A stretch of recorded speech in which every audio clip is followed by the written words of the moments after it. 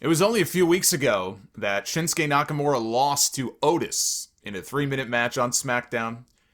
On Friday, he nearly ran the gauntlet to challenge Roman Reigns for the Universal Championship at the Royal Rumble.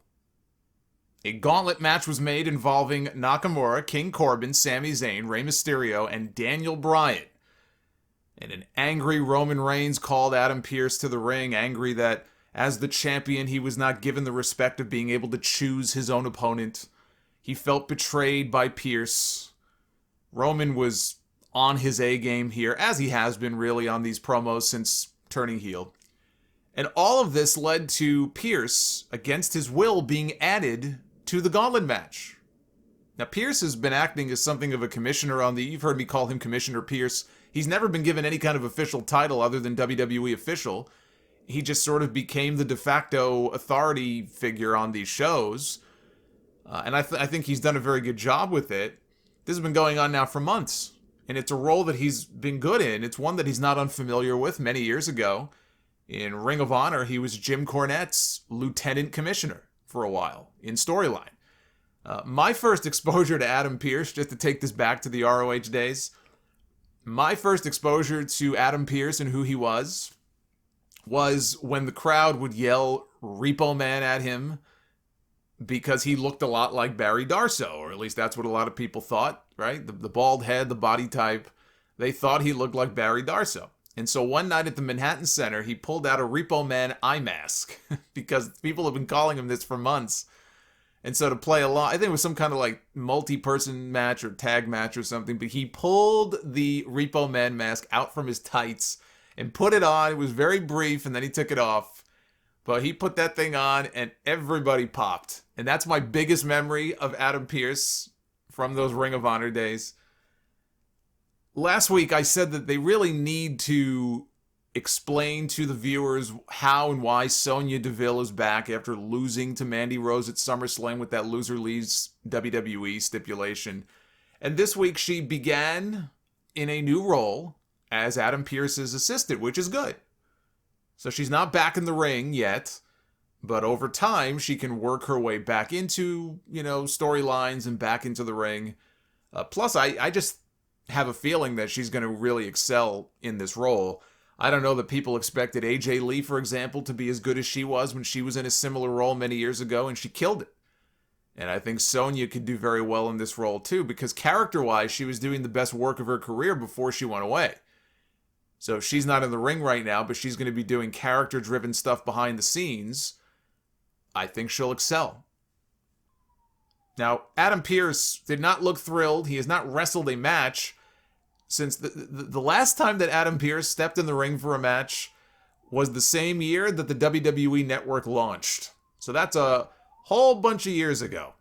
But Heyman said, look, now you've got a chance to fulfill your dream. Adam Pearce never wrestled in WWE as a big-time star. He did briefly as kind of an enhancement guy, but he goes, now you have a chance to fulfill your dream of wrestling in the WWE. That's how they were sort of positioning this whole thing. So we get to the gauntlet, and it's Rey Mysterio and Sami Zayn to start. Zayn's cutting a promo when he gets, the bell rings, and Rey immediately attacks, 619, frog splash. And that's it. 1, 2, 3, and Sami Zayn is gone. Thanks for coming. Shinsuke Nakamura was out next. He eliminates Rey Mysterio, which brought out Baron Corbin. I'm still waiting on those Tropicana Field pigeons to do their thing, but they're very patient. They sit there and they watch. Maybe they're waiting for the Royal Rumble so they can hit multiple targets and not just one. Nakamura eliminated Corbin, and that brought out Daniel Bryan. And it may not feel as special as it would have 4 or 5 years ago, but it's still pretty cool, I guess, to see these two in the ring one-on-one like this. That's all on WWE, by the way that they have just marginalized Nakamura. And Nakamura bears some of the responsibility for that as well, because I wasn't overly thrilled by, some of the matches he was having even a few years ago. And I don't want to say he was being lazy. I mean, it's just a matter of, I don't know if it wasn't a case of him caring or just being happy to be there or what it was. He does get some of the blame for that, but the bottom line is that the way that this guy has been booked and positioned for a long time now, it is very bizarre all of a sudden to see him getting a big push. I mean, I'll take it if they're going to be serious about this, at least for a while, But, again, you look at his booking up to this point, it's like, boy, it would have been nice for you to at least kind of build to this moment. They didn't bother doing that at all. This guy lost to Otis in a 3-minute match like he was a fucking job guy a few weeks ago. But it is still cool when they're in there one-on-one to see Nakamura and Bryan, as much as they respect each other, and Nakamura came to WWE largely to wrestle Daniel Bryan, who unfortunately was retiring at that point. To see them in the ring together is still pretty cool. I was stunned when Nakamura pinned him clean. This seemed like it was tailor-made, if not for a Bryan win, and I'm glad he didn't. It was tailor-made for him to be screwed in the end. I was rooting against a Bryan win because that would have meant they changed their minds and took him out of the Royal Rumble match. But if he gets screwed out of a win by Roman and company, that adds fuel to the fire for him to win the Rumble and challenge Roman for the championship at WrestleMania. So I was stunned that he went out here. And even more surprised when he reached his hand out to Nakamura after, and Nakamura returned his hand and accepted his gesture. This was a total babyface effort on this show by Shinsuke Nakamura. This felt like a babyface turn. And in fact, I think that's exactly what it was. So Roman and Jey Uso are out there, and they lay out Nakamura. They beat this guy down. Here comes Adam Pearce. Adam Pearce is wearing a WWE jacket. He's wearing black pants. He's got jogging pants on, it looks like, pair of sneakers. Breaking the golden rule of wrestlers, which is always pack your gear bag because you never know when you may get called upon to go to work. So he just took whatever clothing he could find. Roman and Jey, they've left Nakamura for dead. And in the ring, Uso delivers a super kick to Adam Pearce, who collapses in a heap. They drag Adam Pearce on top of Nakamura. And they force the referee to count the 1, 2, 3. And Adam Pearce will now challenge for the Universal Championship at the Royal Rumble. Adam Pearce challenges for one title at the Rumble. Bill Goldberg challenges for the other. I don't know what that says about WWE creative right now, other than it's not good. Although I do like this story they're telling, but just the fact that those are your two championship challengers at the Royal Rumble here in 2021. One guy who is, what was Goldberg, 54 years old, right? Coming in out of nowhere to challenge Drew McIntyre under the pretense that he's been disrespectful to the legends, which makes no sense. And then Adam Pearce, who hasn't wrestled a match in 6 years. These are your two title contenders at this moment. I do think that's going to change, but at this moment, these are your two challengers for the Royal Rumble. But Roman Reigns, the story here is that Roman Reigns wanted a night off at the Royal Rumble. He wanted an easy night, an early night. Now he's got it. The last time Adam Pearce wrestled on WWE television was on Shotgun Saturday Night in 1997. He had a match against Tiger Ali Singh. And now he is challenging for the Universal title at the Royal Rumble. Or is he?